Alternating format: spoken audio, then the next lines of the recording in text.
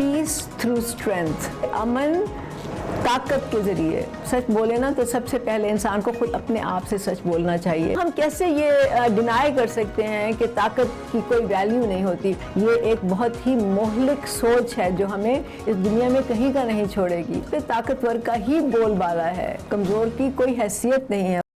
कल रात मैंने सदर ट्रंप की इजरायली पार्लियामेंट में तकरीर सुनी। पार्लियामेंट को कनेसेट कहते हैं इजराइल में। तो उसमें उन्होंने बहुत सी बातें की, 1 घंटे से ज़्यादा की वो तकरीर थी। लेकिन उसका मैं सिर्फ एक नुक्ता आपके सामने रखूँगी, और वो नुक्ता ये था, उन्होंने कहा पीस थ्रू स्ट्रेंथ, मतलब ये कि अमन ताकत के ज़रिए। उनका कहने का मतलब ये था कि अगर आप ताकतवर हों तो अमन, खुद भी अमन से रह सकते हैं और दूसरों को भी अमन से रहने पर मजबूर कर सकते हैं, या अमन के लिए रास्ता आप हमवार कर सकते हैं। इसी तरह एक और तकरीर के दौरान उन्होंने ये कहा था कि अगर अमेरिका इतना ताकतवर ना होता, क्योंकि उन्होंने अपनी बहुत सी ताकतवर होने की वजूहात बताई, मतलब मिलिट्री ताकतवर है उनकी, मईशत मजबूत है उनके पास आईटी है, उनके पास टेक्नोलॉजी है, उनके पास एआई है, वगैरह वगैरह।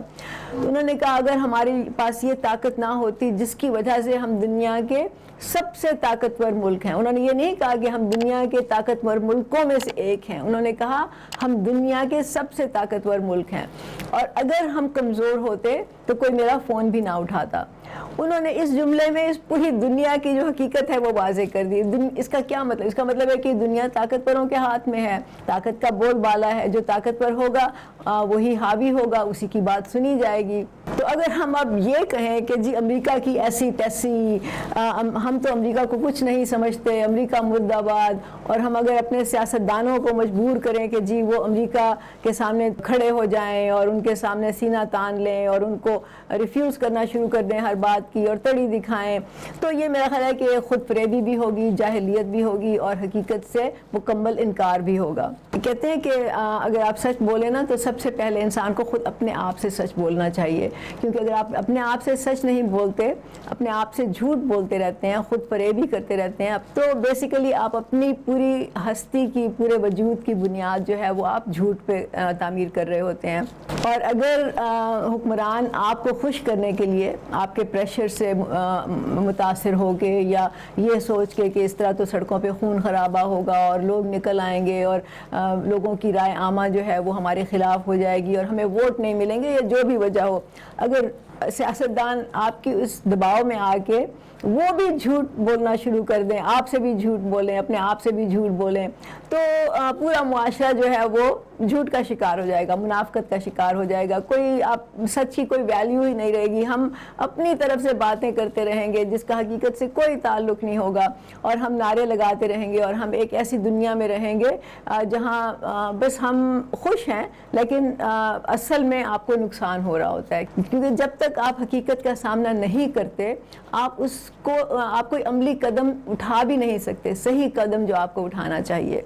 ये तो हमें अभी जो मई में 4 दिन की जंग हुई थी हमारी इंडिया से, उसमें हमें पता चल गया ना कि ताकतवर और कमज़ोर का क्या हाल होता है इस दुनिया में। मतलब इंडिया इतना बड़ा मुल्क है, उसको वो कहते हैं जी शाइनिंग इंडिया, उनकी इतनी ज़्यादा रेपुटेशन है, उनका तो सदियों से उनका जो सफारती महाज है उस पर वो बहुत मजबूत है हमारी निस्बत। लेकिन उस एक जंग में हमारी बरतरी ने पूरी दुनिया को ये बता दिया कि पाकिस्तान एक ताकतवर मुल्क है और इसको सीरियसली लेना चाहिए। और उसके बाद आपने देखा कि सफारती महाज पे भी और हमारे जो बैरूनी ममालिक से ताल्लुकात हैं उस पर पासा ही पलट गया, मतलब पाकिस्तान का इमेज ही बदल गया। तो हम कैसे ये डिनाई कर सकते हैं कि ताकत की कोई वैल्यू नहीं होती। अगर खुदा न खास्ता हम उस वक्त कमज़ोर होते तो जो इंडिया झूठे दावे कर रहा था ना कि जी हमने लाहौर फतह कर लिया, हम तो कराची पहुंच गए, वो असल में सच साबित होते, वो वाकई कर सकते थे ऐसा। और अगर हमारे पास एटम बम ना होता तो पता नहीं हमें तो मिलियमेट कर चुके होते अभी तक जो हमारे दुश्मन हैं। तो ताकत की एक वैल्यू होती है इस निज़ाम में जिसमें ताकत की ही सुनी जाती है। ये जो निज़ाम है जिसमें कि आप जो जितना लूट खसूट के ताकतवर बन जाता है वही उसी की इज्जत होती है, उसी की बात सुनी जाती है। अभी सदर ट्रंप जब यूनाइटेड नेशंस में गए तो आपको मालूम है कि इजराइल जब का बंदा जब जो भी रिप्रेजेंटेटिव वो खड़ा हुआ तो बहुत सारे ممالک، مسلم ممالک اور بہت سارے ممالک وہاں سے واک آؤٹ کر کے گئے. لیکن جب صدر ٹرمپ آئے تو سب کو پتا ہے کہ صدر ٹرمپ بھی تو اسرائیل کے ساتھ کھڑے ہوئے ہیں، لیکن ان کے لیے کسی نے واک آؤٹ نہیں کیا. سب کھڑے، سب نے تالیاں بجائیں، شروع میں بھی بجائیں، آخر میں بھی بجائیں.